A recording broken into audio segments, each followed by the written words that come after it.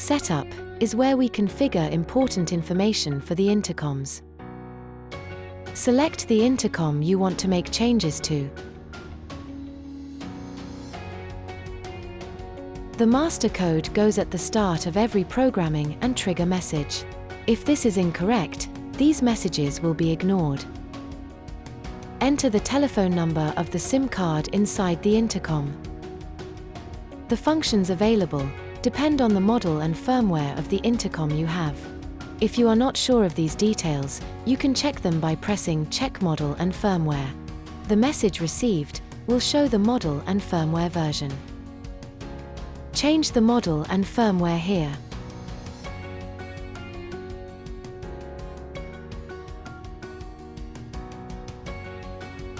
Give the intercom a descriptive name.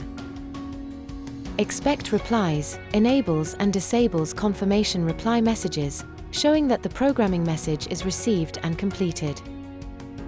Give your outputs a descriptive name.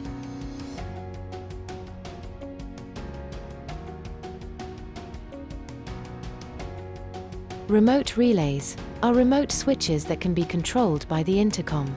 To see these on the home page, enable this option. SIM APN is needed when using services that require data. This would be required if using the events viewer. You can find your provider's APN credentials on their website.